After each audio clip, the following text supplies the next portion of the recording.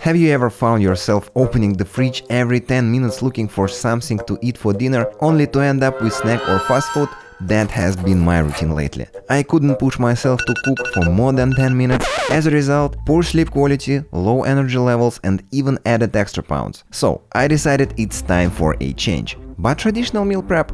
Not my style. I needed something tasty, varied, quick, and with minimal cleanup. And I've done it. If you are looking to find out what it takes, then watch this video. Today I'm going to show you 8 different meal examples, each taking only 5 to 10 minutes to cook. How to always have cooked ingredients ready in your fridge with minimal effort. Do you need to buy a whole cart of groceries, or are just 10 ingredients enough? And I'm going to reveal a secret weapon I use to boost the taste of any meal. Actually, 3 of them. So how can we cook fresh and delicious meals in just 5 minutes? Back from work at 8 p.m. and the fridge is empty.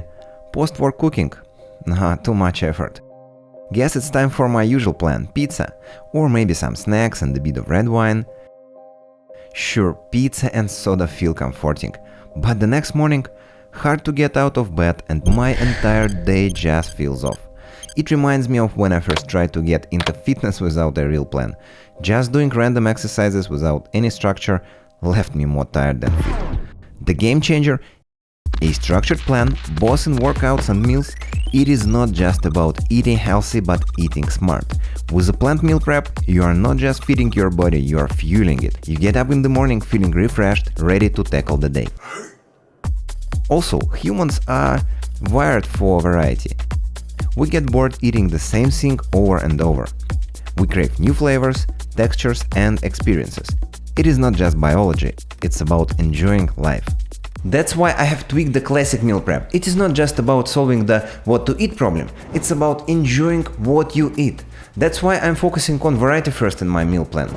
I'm curious, how do you guys manage your meals? What's your hardest struggle? Drop your thoughts in the comments. But tasty and diverse meals don't mean you have to buy a cart full of groceries and cook 3 different dishes every day. Ideally, you want a short list, maybe about 10 ingredients that you can quickly pick up, using them fully so there is no waste or leftovers to throw away. And for today's cooking we need just 8 main ingredients. Meat is the foundation. Today I will use 2 kilograms of tri-tip. Tri-tip is coming from the bottom sirloin and has a very rich beef flavor. It's more tender than other alternative cuts and also it is affordable. And 1 kilogram of chicken thighs with skin on. I'm a big fan of red meat. I eat beef every day. In fact, I followed a carnivore-ish diet for 3-4 years before I started my YouTube channel. But if you don't eat red meat for any reason, maybe you're saving money or concerned about health risks, no problem, you can stick to just chicken thighs. I choose tri-tip and chicken thighs because they retain their flavor even after refrigeration and reheating in the microwave. Next we have potatoes, carrots, mushrooms, broccoli, cream cheese, and tortillas. And that's it. Everything else you will likely have at home in your fridge and pantry. First up, the tri-tip. Preheat your oven to 275F or 100C, pat the tri-tip dry, place it on a wire rack over a foil-lined baking sheet. This helps in easy cleanup and catching drippings. Then season with a classic blend of salt, black pepper and garlic powder. This combination is timeless, but I have a couple of tricks up my sleeve to elevate the flavor even more, which I will share in a moment. Use a meat thermometer in the thickest part, aiming for 125F. No thermometer? Consider getting one. It's a game changer for meat cooking. First stage, roast until it reaches 125F or 51C for medium rare. Depending on size, this could take 20 to 40 minutes. Now chicken thighs. They are a great choice because they stay flavorful and juicy even when reheated, and that's especially true for the skin-on thighs. First, remove any excess skin, fat and tendons. Put them into a bowl and add olive oil, mayo, salt, garlic and a bit of curry, and then coat these thighs well in the marinade and let them sit for a while to absorb all those flavors. This marinade elevates the chicken with depth and complexity while remaining super easy. Now, let's focus on the veggies, a vital component of our meal prep. Today's mix includes baby potatoes, carrots, broccoli and mushrooms, each bringing its unique flavor and texture. We start by boiling some of our baby potatoes. Take a large pot, fill it with water and set it to boil. Meanwhile, thoroughly wash the potatoes. We will peel and have about 1 kilogram for boiling. To prevent them from browning, place them in cold water as you wait for the pot to boil. Once the water is boiling, add some salt, give it a stir and add your potatoes. Boil them until they are fork tender, but still holding their shape. For roasting, we will take the remaining baby potatoes. Cut them into halves or even quarters for quicker cooking. Place them in a container and add olive oil, salt, pepper, rosemary and garlic. Shake it well so the potatoes are fully coated with the oil and seasonings. Repeat this process with the other vegetables. Carrots. Slice them into rounds, just a bit of olive oil is enough to achieve that perfect caramelized edge when roasting. Broccoli. Cut into florets and scissors are very handy for this. Toss with olive oil, salt, black pepper, ginger, smoked paprika, chili pepper and garlic. Shake well in a container to mix. Mushrooms. I use large champignons. Slice them to roughly equal pieces. Combine them with olive oil, salt, pepper and onion. Each vegetable is prepped and seasoned, ready to roast to perfection. But how all this can turn a busy week into a stress-free one? Think about your typical week. Busy, right? Saturdays, they are for unwinding. But Sundays are different. They are quieter, less rushed. This is when you might find your kitchen sanctuary. You put on a podcast and let yourself be absorbed in the process of cooking. It's almost like meditation, helping you unwind and prep for the week ahead. Cooking on Sundays isn't just about food, it's about setting the tone for a stress-free week. And this is the third key component of our meal plan. One main cooking day, actually Sunday. This is when you handle most of the cooking and cleaning, especially the big tasks like preparing meats. It's a game changer for the busy weekdays. Guys, what do you do on Sundays? Do you manage to get your cooking done? Share in the comments. And don't forget to check the potatoes. Are they easily pierced with a fork? Excellent. Drain the water and let them cool down. About 30 minutes have passed since we put the tri-tip in the oven and it has now reached an internal temperature of 125 F. It's time to take it out and set it aside to cool a bit before moving on to the next step. While the tri-tip is cooling, we will use the oven and the same temperature to cook the chicken thighs. But we will aim to bring them to 135 F instead 125 as we did with tri-tip. If I had 2 racks, I would have roasted the chicken and the tri-tip simultaneously, saving us an additional 15 minutes. Spread the chicken thighs on the rack and insert the thermometer. After about 15 minutes, when the internal temperature reaches 135 F, we take the chicken out of the oven and switch the oven to the grill mode at the maximum temperature. We do this to ensure the chicken doesn't overcook. If left in the oven while it heats up, the chicken would continue to cook internally without forming a crust. Once the oven is hot, we put the chicken back in for just 3-4 minutes, watching it turn a deliciously golden brown. Then we take it out. Checking with the thermometer, perfect. 165 inside, just what the doctor ordered. We have timed it just right. And speaking of timing, it's been about an hour since we started. And this is very important. So before we move to the next step, let me show you why this meal plan will not only make your life less stressful and healthier, but also free up a ton of your time. There was a time when I had more free hours to whip up varied dishes every day. But as responsibilities grew, I started creating YouTube videos, my free time just evaporated. Still, the desire to raise my son well, stay fit and eat healthy remained, so I sought a cooking method that was simple and super time efficient. Ideally, the main cooking should take no more than 2, maybe 3 hours a week, right? And what if I told you that during the week you could prepare meals in just 5-10 minutes? You are probably thinking, that sounds too good to be true. But the thing is, it actually worked. It saved me hundreds of hours in cooking and hundreds of dollars, which I can now spend having fun with my son. That's why spending minimal time on cooking is another key criterion of this meal plan. But let's get back to the cooking. After the chicken is ready, transfer it in container. And then it's time for the tri-tip. As you might have guessed, we set it aside earlier just like we did with the chicken to rest and cool down a bit. Now we use the same grill mode at the same temperature to roast the tri-tip until a crust forms. Remember I mentioned 2 tricks that will elevate the flavor? Here is the first one.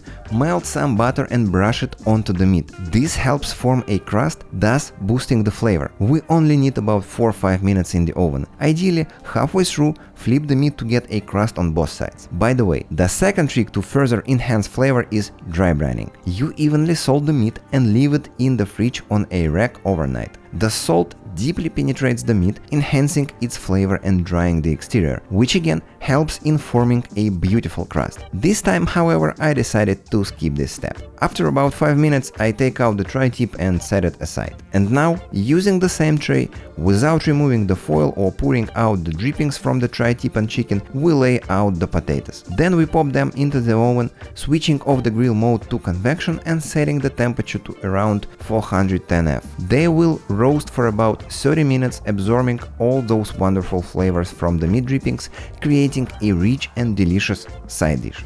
And we also slide another tray but with carrots into the oven. As soon as the potatoes and carrots are done, we take them out of the oven, transfer them to containers and then use the same trays to roast the broccoli and mushrooms. The mushrooms will also rest for about 30 minutes as they release a lot of moisture that needs to evaporate. The broccoli, however, will be ready much quicker. You will need to keep an eye on them. I personally prefer them a bit charred for that extra burst of flavor.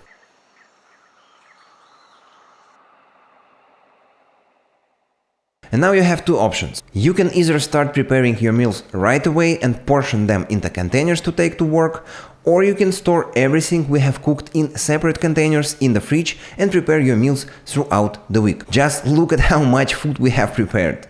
Now, let's start cooking the dishes. We will begin with a cold dish, which is more of an appetizer. It is perfect for breakfast with a cup of coffee or as a snack for lunch or dinner. First, we slice the tri-tip. Take a moment to admire its beauty. Pink and incredibly tender. Next, grab a tortilla and spread on some infused cream cheese. To make this cream cheese you will need whipped cream cheese about 150 grams, about 12 grams of diced green onions or chives, 1 teaspoon Italian seasoning, half teaspoon black pepper, quarter teaspoon garlic powder, quarter teaspoon salt. This amount of cream cheese is enough for 3 roll-ups. By the way, you can make this on Sunday while the chicken is roasting. That's exactly what I did. Spread the cream cheese on the tortilla, lay out slices of tri-tip, add about 15-20 grams of baby spinach and sprinkle 20 to 30 grams of grated cheddar cheese. Then roll it up. And there you have it, tri-tip roast tortilla roll-ups. You can slice them into rounds and place them in a container for an easy grab-and-go option. For variety, you can make a similar roll but with chicken.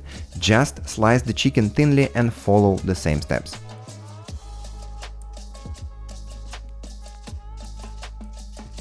The next one. Let's start by slicing cucumbers into rounds and cutting cherry tomatoes into halves. In a bowl, pour in a mix of salad greens and add the remaining spinach for the roll-ups. Toss in the cucumbers and cherry tomatoes and top it all with chicken, which we will cut into cubes. You can heat the chicken in the microwave if you prefer, but it is also great as it is. Now it's time for the first secret weapon that will enhance the flavor of our dish. Let's be honest. A dry chicken salad isn't that appealing, so I'm using a homemade honey mustard sauce that pairs perfectly with the chicken. Making it is simple. In a bowl, mix 110 grams of mayo, 30 grams of Dijon mustard, 60 grams of honey, 5 grams of apple cider vinegar, add garlic powder, smoked paprika and salt to taste, and freshly cracked black pepper, about 15 cranks from a pepper mill. You can use store-bought sauces if you prefer. It is hard for me to recommend a specific brand as I live in Russia and we might have different options available. I rarely use store-bought sauces due to the additives they contain. By the way, this sauce keeps well in the fridge. Just transfer it to a container or jar and it is ready to use. Following a similar pattern, we are going to make another salad, but this time we will use tri-tip instead of chicken.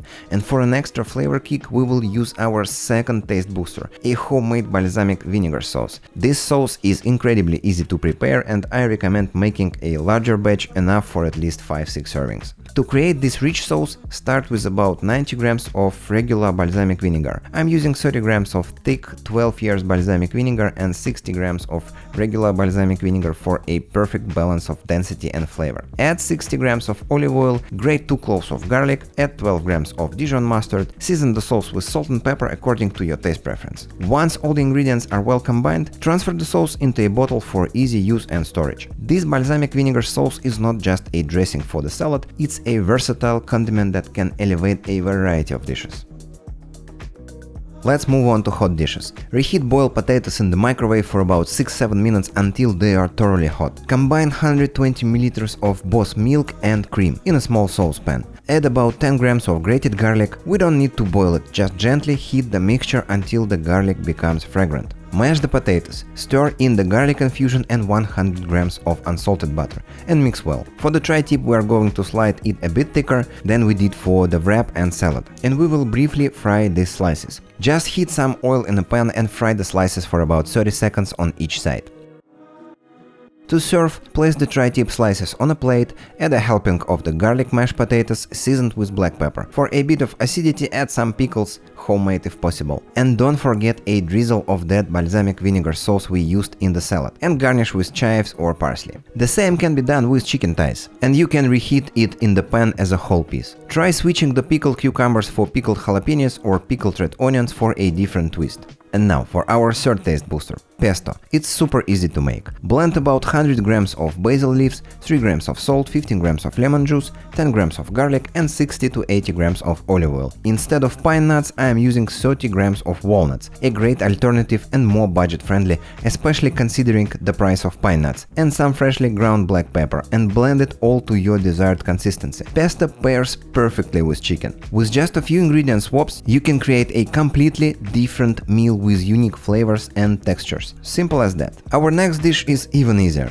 Add some oil to the pan, add mix of our previously roasted veggies and tri-tip slices. You could use the microwave for reheating, but personally I believe that microwaving can negatively impact both the food and health, so whenever possible I don't use it. Once everything is heated, we assemble it all on a plate, drizzle with balsamic sauce, and voila, another dish ready in just 5 minutes.